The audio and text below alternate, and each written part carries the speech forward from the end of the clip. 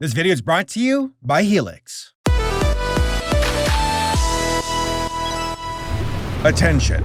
If you or a loved one can remember Leroy Jenkins, YTMND, or the Numa guy, then you may be entitled to a senior discount for your next Baja Blast at Taco Bell. So, please call 1-800-AGING-MILLENNIAL to jump into your coffin now. Because we're all gonna die. Honestly, it is truly surreal and somewhat scary to consider how much the internet has changed since the early 2000s. It was an era of unexplored possibilities, where many content creators uploaded stuff just because they could.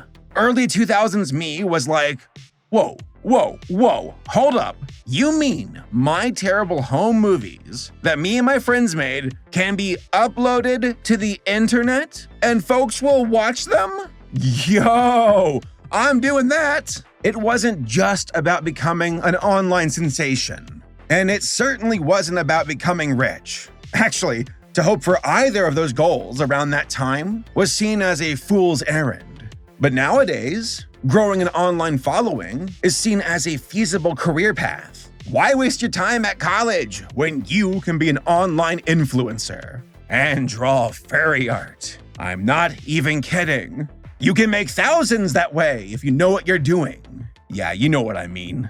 Look at you, doctor. You went to medical school.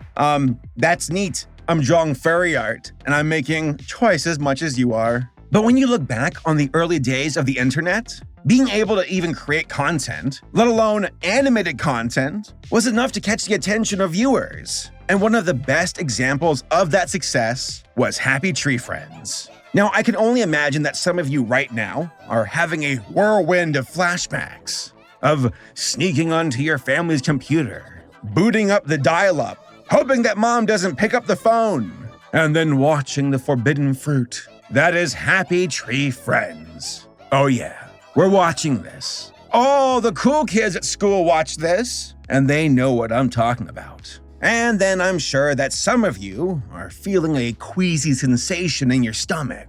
Happy Tree Friends? Oh, that web series. Oh yeah, that one. Now, for those who don't know what I'm talking about, Happy Tree Friends is an animated online web series that gained online notoriety during the early and mid-2000s. It shocked people with its portrayal of adorable cartoon characters that look like they're from a children's show, and watching them get dismembered in a variety of ways. Knives, guns, explosives. You'd be hard-pressed to think of methods that have not been utilized in Happy Tree Friends. This web series was a trailblazer for online animation, as it showcased the creative freedom of the internet.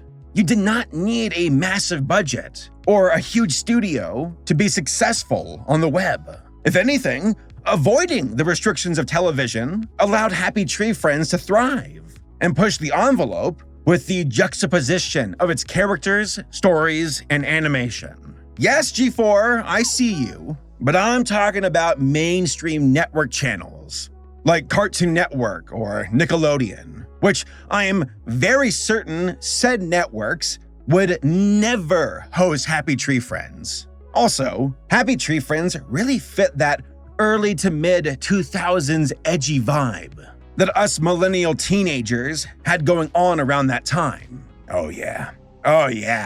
Let's go get our Invader Zim merch at the Hot Topic, and then we can go play some Halo 2 at my house later.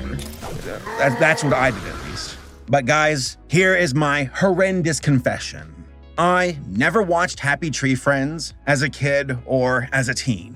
Now, I knew of it, and I knew that it was very popular, but personally, I can't stand gore. Blood and guts and organs make me lightheaded, so I avoided it. Until now.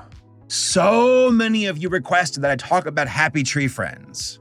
Seriously, I was not expecting this much feedback on Twitter. What it's about, why it's successful, and how it eventually declined in popularity. Though I'm sure that most of you requested the topic just to see me suffer. Well, I hope that you all are happy. Tree Friends, let's do this. So, what are the origins of Happy Tree Friends? Well, the main company behind the web series is Mondo Media. Not to be mistaken with the hot mess that is Mondo World. Yeah, that one.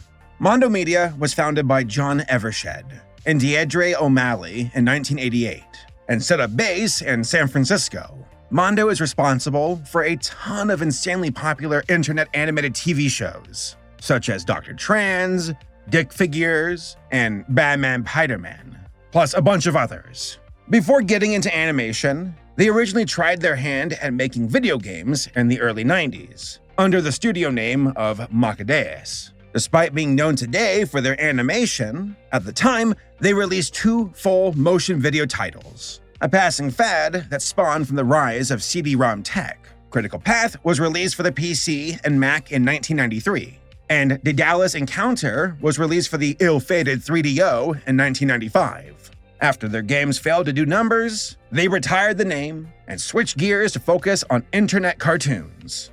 Happy Tree Friends was developed by, and forgive me for butchering your names, Aubrey Ankrum, Ro Montijo, and then animator Ken Navarro. The series started on the web as a flash cartoon in 1999.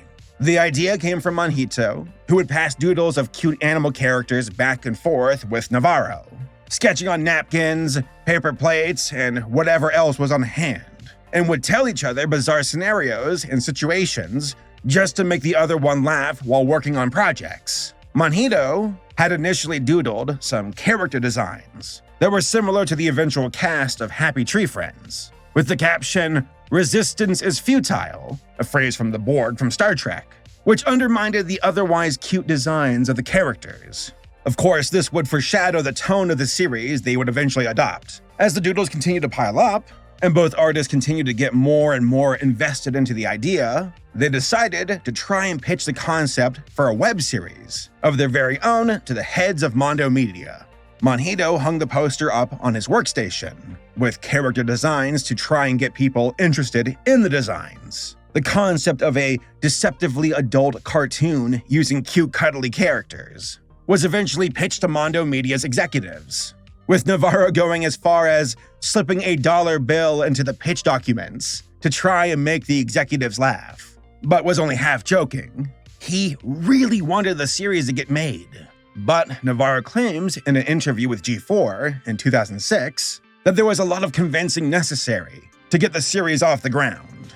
Not everyone at Mondo immediately resonated with the idea. Nevertheless, whether the higher-ups at Mondo saw value in the idea or Navarro's lucrative bribe, Happy Tree Friends was greenlit.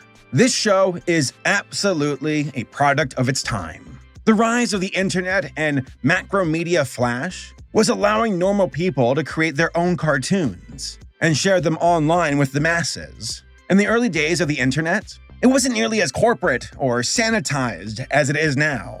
Social media did not exist. Google had barely gotten started, so nearly all content was hosted on smaller websites, with little in terms of censorship or rules. So, one of the most obvious things to do was to create cartoons that were nothing like you would see on television. Violence, swearing, shock value, crude humor.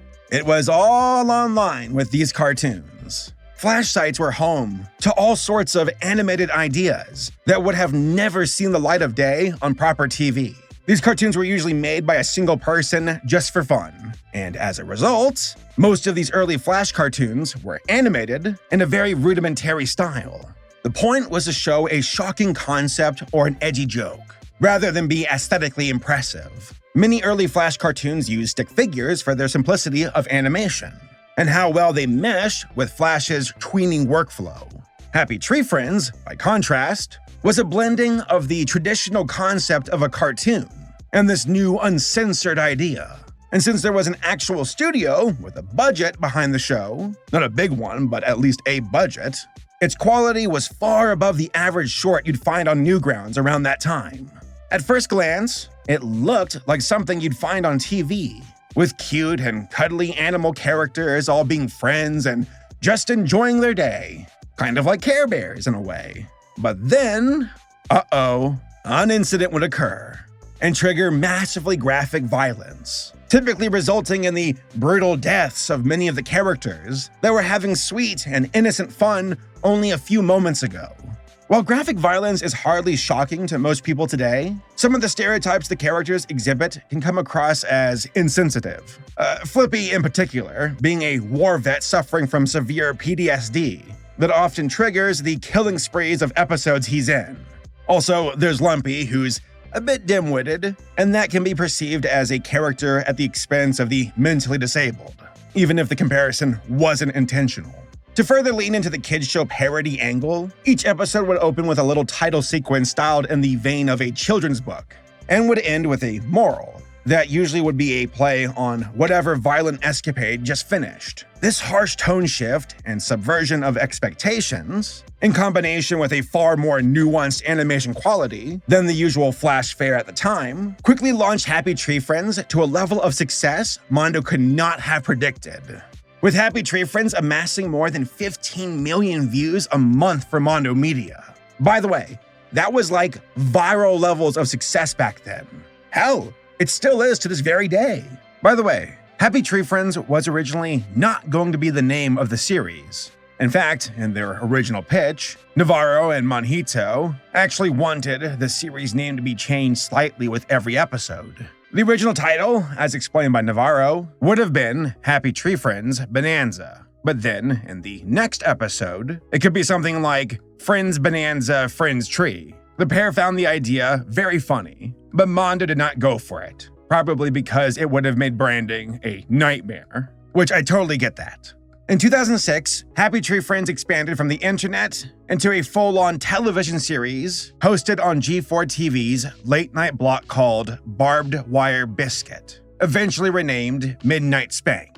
This was a block made in partnership with William Street, the company behind Cartoon Network's Adult Swim, and chased a near-identical demographic using a similar content style, which was spearheaded by Happy Tree Friends. Unlike the web series, which were shorts around 3 to 5 minutes in length, these episodes on G4 would be around 7 minutes long, and each episode would contain 3 stories, bringing the episodes up to the typical half-hour running time. The show would get a single season consisting of 13 episodes. Now, the block itself did not last long, being retired by G4 only 2 years later in 2008, with Happy Tree Friends never getting a second season with G4. At this point, though, John Evershed, the CEO of Mondo Media, saw the writing on the wall. While TV and DVD sales of Happy Tree Friends were doing well at the time, the company decided to shift its focus to YouTube and the emerging mobile social media market. The company has been founded on chasing new and emerging trends in media, with their experiments in Flash animation and the FMV games beforehand, so YouTube seemed like the next frontier to explore. So, they decided to go all in on YouTube, using Happy Tree Friends as a springboard to launch a whole host of other cartoon series on their YouTube channel, to make Mondo Media an internet animation juggernaut. With the demand of DVDs declining throughout the industry as streaming became more popular, Mondo decided to pivot to monetizing the property through merchandise, instead of box sets of DVDs, with the merch doing very well in Japan and Latin America. In the early 2010s, Mondo leveraged the growing potential of social media and things like iTunes and podcasts to promote not only Happy Tree Friends, but other successful animation projects like Dr. Trans, Dick Figures, and Batman Piderman, solidifying the company as more than just a one-trick pony. Over time, though, Happy Tree Friends would begin to decline in views and popularity during the early and mid-2010s. In 2014, rumors popped up about a potential Happy Tree Friends movie, but at the time of recording this video, no film has been released. Now, there was another batch of episodes, though, that were released in December of 2016. The 5 episodes were dubbed Happy Tree Friends, Still Alive. But according to Navarro, the video sales only performed modestly, and the uploads on YouTube only received a few million views. Again, not bad, but definitely a far cry from the views they used to get back in the day. As much as it sucks to say, Happy Tree Friends will most likely never recapture the success and views the series used to enjoy back in the day. If anything, Happy Tree Friends is sitting in its rocker, right next to All Your Base Are Belong to Us and Chocolate Rain. Well, it's like they say, fame is a fleeting thing, and this too shall come to pass. Alright, so we know about the origins of the show. But what is the show about? It's pretty simple, actually, to the point where one could even say it's a bit formulaic. You got a bunch of cute animal cartoons with big dumb eyes and big dumb smiles and big dumb lapses and safety precaution. As these critters begin each episode with innocuous shenanigans, lemonade stands, going on dates, flying airplanes. Harmless enough, right? Just no. Part of the appeal of this series is trying to predict how wrong and gruesome things can get with these foreboding and innocent beginnings. The lemonade stand, in particular, was very hard for me to watch, especially with the eye. Folks, I couldn't watch it. I had to turn around. Again, I don't do well with organs and body harm, so that one got me. The show itself has a broad cast of characters, such as Flippy, Lumpy, Toothy, Nutty, Giggles, Cuddles, Handy, the Mole, and many others. All of them cute, all of them doomed. John Evershed, again the CEO of Mondo Media, is on record saying, quote, "I envision kids watching Happy Tree Friends 20 or 30 years from now, the same way that they would watch Tom and Jerry," end quote. That is a very apt comparison, since Happy Tree Friends has a lot of similarities to Tom and Jerry. Cute cartoon characters, utilizing physical comedy, and cartoony destruction. Except Happy Tree Friends gets much more graphic than Tom and Jerry. It's like if Happy Tree Friends and Tom and Jerry fused, and they would produce Itchy and Scratchy as a result. So I watched quite a few episodes of Happy Tree Friends, which was, again, difficult for me, but I summoned my courage and survived. Unlike the characters from the show, it is wild how many views these episodes would get back in the day, with some of the top performers approaching nearly 100 million views. Like, if you adjust that for internet viewer inflation, not like that, but like consider how many folks are online nowadays. When you consider how many folks were online during the 2000s and like the early 2010s, there is no denying that Happy Tree Friends was a top celebrity of the early internet. Nowadays, getting like 15 million views, who cares? Happens daily. But back in the day, oh my god, that's impressive. As I said before, the show has a formulaic premise. A harmless start, things fly off the rails, and then characters get slaughtered. That was their shtick, and Happy Tree Friends held to it. And to me, it gets old. After watching like 30 episodes, I was losing interest. Oh look, a character got mangled and dismembered and decapitated. Again. Now, this is no insult to Happy Tree Friends. It knew what it wanted to be, and it stuck to its guns. But no matter what the series threw my way, after like 30 or so episodes, it can never really recapture my interest. It's like the formula that led to the viral success of Happy Tree Friends became an eventual limitation and had diminishing returns. Again, that's just me though, so to each their own.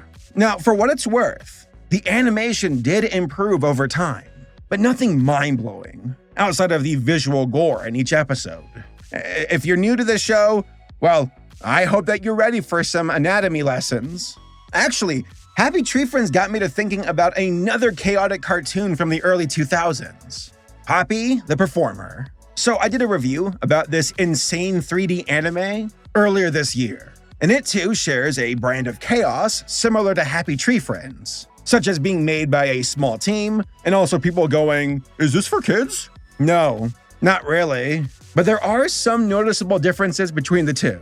For example, Poppy is not as formulaic as Happy Tree Friends. Yes, there are cartoony shenanigans and violence, and Poppy, just like Flippy, can be a complete psycho.